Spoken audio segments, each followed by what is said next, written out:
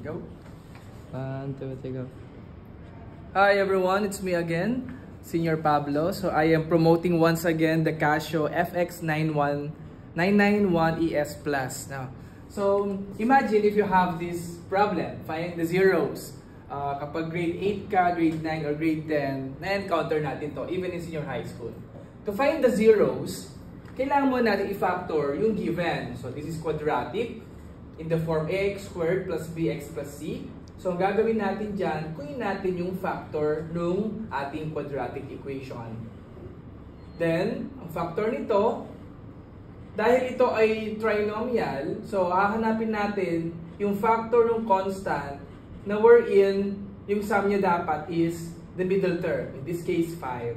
So ang factor nito ay 6 times 1, 3 times 2, wala na. So anong pipiliin natin?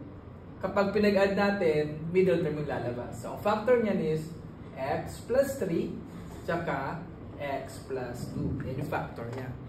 Now, equate daw natin sa 0 kasi zeros ang kailangan natin. So x plus 3 is equal to 0. Kinuha natin yung first factor, in-equate sa 0. Then the second factor na x plus 2, equate mo sa 0. Then, get now the values for x. So, x sub 1, i-name natin yan na x sub 1. Then we have negative 3. While x sub 2, magiging negative 2. Yan. So, x sub 1 and x sub 2. Yan yung magiging 0 yung ating equation kapag plug-in natin yung mga value ng x dun sa ating original equation. Now, dito naman, medyo challenging kasi hindi ito 1 ang numerical coefficient natin, which is 6. Tapos ito naman 2. So medyo may pagka-trial and error ang gagawin natin dito. So hahanapin natin yung mga factors dito. So factors niyan ay 3 times 2, 6 times 1 ulit, parang yon. Tapos ito dahil prime 2 times 1. Then gagawa na tayo ngayon ng mga parentheses. Tapos, combine lang natin. Pwede itong 3x. Tapos, another factor is 2x. Ito siya. Then, dahil plus lang naman yan. So, plus 2 plus 1. Now, tricky siya kasi kailangan pa natin i-check. So, to check, 3x times 2x is 6x squared. Tama na yon. Tapos, yung sa last term, 2 times 1 is 2. Tama naman. So, ang check lang natin, by the way, ay itong 3x times 1 is 3x, while 2 times 2x is 4x. Pag pinag-add natin, dapat siya yung lalabas, the middle term, which is 7. So, correct. So, ito ngayon yung ating factor. Now, kapag tama na tayo at na-check na natin yung factor natin, same process, equate natin sa 0. So, 3x plus 2, tanggalin ko na yung parenthesis, is equal to 0. And the other one, 2x plus 1 is equal to 0. Then solve for x. 3x is equal to negative 2. Divide by 3. Para maiwan na lang si x. So, we will name it as x sub 1. Then we have negative 2 over 3. Then yung isa, 2x is equal to negative 1. Now we have we need to divide by 2 para makuha si x sub 2, which is negative 1/2. So, matrabaho siya pag sinolve natin.